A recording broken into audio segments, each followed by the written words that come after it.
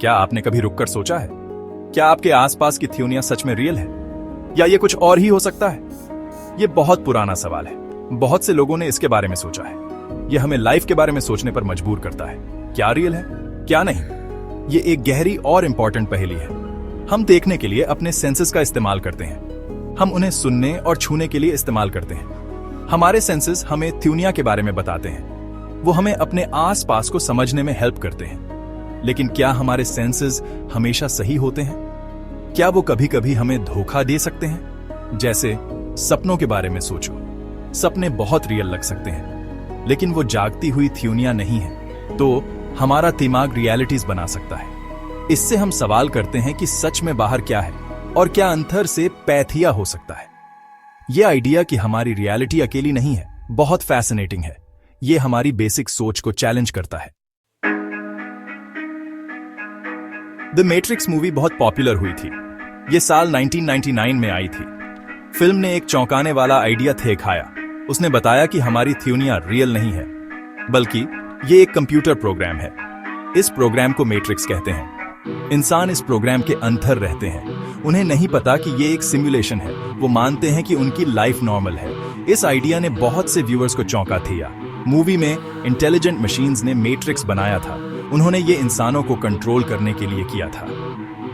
इंसानों को energy source की तरह इस्तेमाल किया गया था। उनके दिमाग एक डिजिटल सपने में रहते थे। यह सपना लेट 20th सेंचुरी का था। कुछ इंसानों को सच पता था। वो मशीन्स के खिलाफ लड़े। वो इंसानियत को आजाद करना चाहते थे।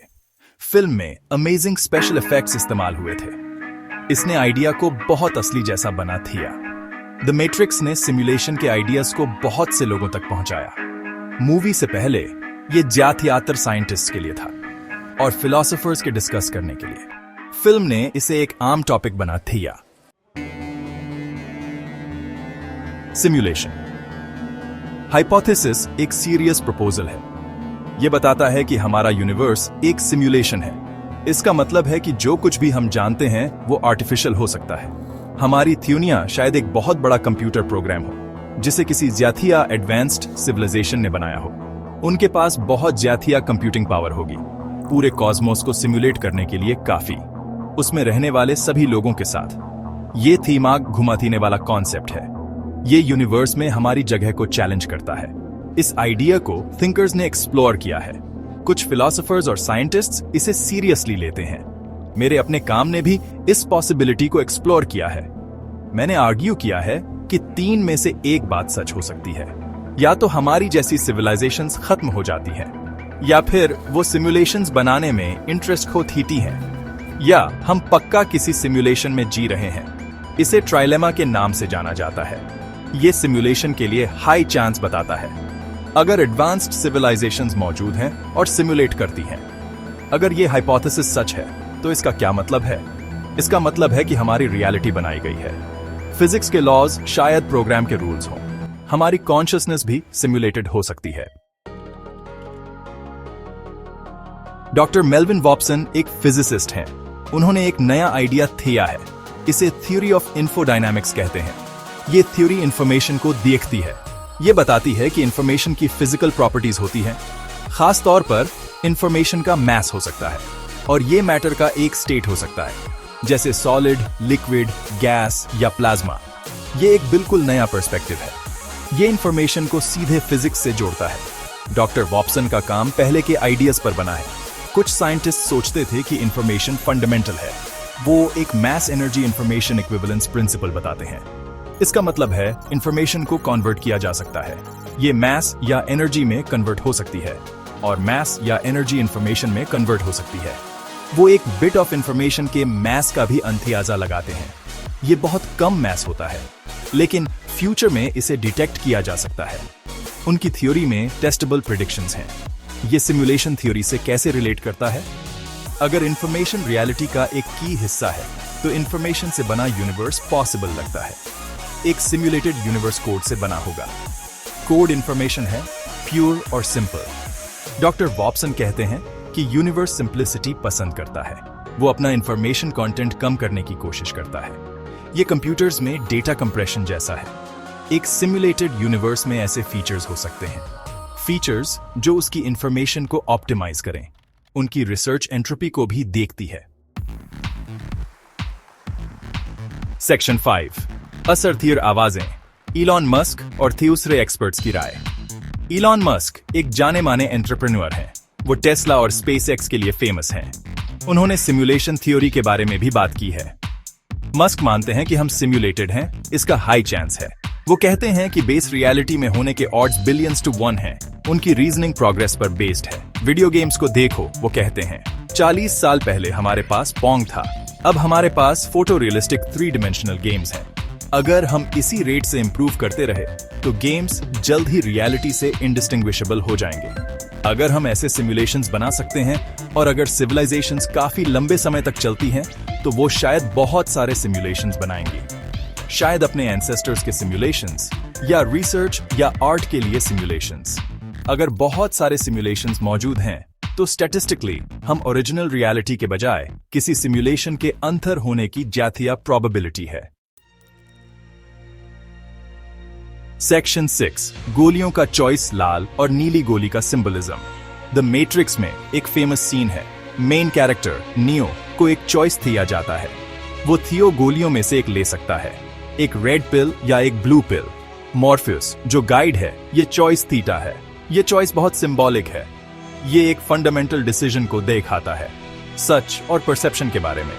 ये एक फेमस कल्चरल रेफरेंस बन गया है। बहुत से लोग इसका मतलब समझते हैं। ब्लू पिल एक कंफर्टेबल इल्यूजन को दिखाती है। अगर नियो ब्लू पिल लेता है तो वो जाग जाएगा, वो अपनी सिमुलेटेड लाइफ में वापस आ जाएगा। वो जो चाहेगा उस पर विश्वास करेगा। वो मैट्रिक्स के बारे में भूल जाएगा। वो मजे से अनजान रह सकता है। ये रास्ता सेफ्टी और जाना पहचाना माहौल देता है। लेकिन ये एक झूठ पर बेस्ड लाइफ है, एक ऐसी लाइफ जिसमें सच्ची फ्रीडम या नॉलेज नहीं है। ये ज्यादा आसान, कम चैलेंजिंग रास्ता है। रेड पिल एक मुश्किल सच को दिखाती है। अगर नियो रेड पिल लेता है तो उसे सच पता चल जाएगा। वो मैट्रिक्स को वैसा ही देखेगा जैसा वो है। वो अपनी थ्योनिया के सिम्युलेटेड नेचर को समझ जाएगा। ये रास्ता डेंजरस और अनसर्टन है। सेक्शन 7, इसके पक्ष में आर्ग्यूमेंट्स, कोड में क्लूज। कई आर्ग्यूमेंट्स हैं सिमुलेशन थ्योरी के पक्ष में। एक आर्ग्यूमेंट हमारी अपनी टेक्नोलॉजी से आता है। हम सिमुलेशंस बनाने में बेहतर हो रहे हैं। हमारे वीडियो गेम्स बहुत रियलिस्टिक होते जा रहे हैं। वर्चुअल रियलिटी तेजी से इंप्रूव हो रही है। हम कॉम्प्लेक्स कंप्यूटर मॉडल्स बना सकते हैं, मौसम के मॉडल्स या गैलेक्सीज के भी।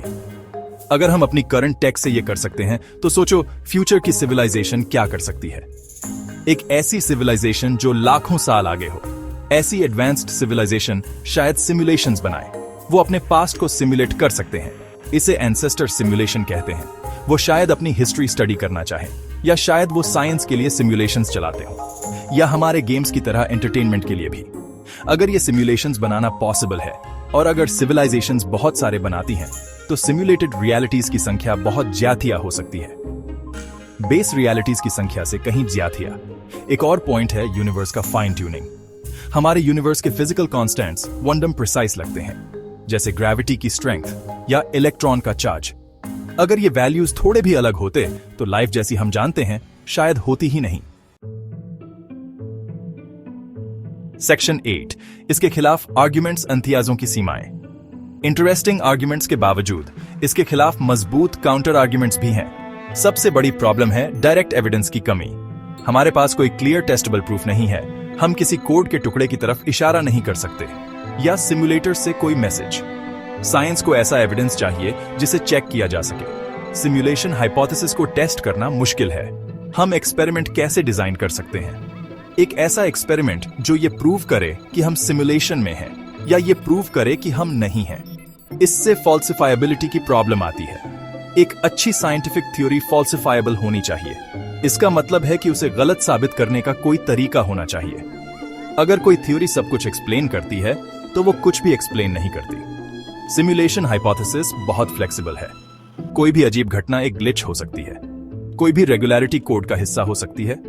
इससे इसे गलत साबित करना मुश्किल हो जाता है और इसलिए कुछ लोग आर्ग्यू करते हैं कि ये असल में साइंटिफिक नहीं है। ये ज़िया थियात्र फिलॉसफी के थियरी में रहता है। एक और फिलोसॉफिकल इश्यू है इन्फिनिट रिग्रेस का। अगर हम सिमुलेशन में हैं तो हमारे सिमुलेटर्स को किसने सिमुलेट किया? सेक्शन 9 कंक्लूजन, अनसुलझा सवाल और आपका पर्सपेक्टिव। सिमुलेशन थ्योरी एक फैसिनेटिंग आइडिया है। यह हमें हमारी दुनिया के नेचर पर ही सवाल उठाने पर मजबूर करता है। यह बताता है कि हमारी रियलिटी शायद एक बड़ी रचना हो, एक सोफिस्टिकेटेड प्रोग्राम जिसे एडवांस्ड बीइंग्स चलाते हों। हमने द मैट्रिक्स के आइडियाज देखे, हमने साइंटिस्ट्स और फिलोसोफर्स के आर्ग्यूमेंट्स एक्सप्लोर किए, हमने डॉक्टर वॉप्सन की इन्फोडायनामिक्स पर विचार किया और इलॉन मस्क जैसे लोगों की राय भी। रेड पिल और ब्लू पिल एक चॉइस थीटी है, सच और आराम के बीच एक चॉइस। थ्योरी को सपोर्ट करने वाले आर्ग्यूमेंट्स हैं। हमारी अपनी टेक्नोलॉजिकल प्रोग्रेस इसकी ओर इशारा करती है। यूनिवर्स का फाइन ट्यूनिंग भी कुछ बताता है और क्वांटम फिजिक्स की अजीबता भी हिंट्स थीटी है। हालांकि इसके खिलाफ मजबूत काउंटर आर्ग्यूमेंट्स भी हैं। डायरेक्ट टेस्टेबल एविडेंस की कमी मेन बात है। फॉल्सिफेबिलिटी की प्रॉब्लम काफी सिग्निफिकेंट है और इन्फिनिट रिग्रेस जैसी फिलोसॉफिकल पहेलियां बनी हुई हैं। ये एक ऐसी डिबेट है जिसके कई पहलू हैं और कोई आसान जवाब मौजूद नहीं है। आखिर में हम पक्के तौर पर नहीं जानते क्या हम सिमुलेशन में जी रहे हैं। ये सवाल फिलहाल खुला है।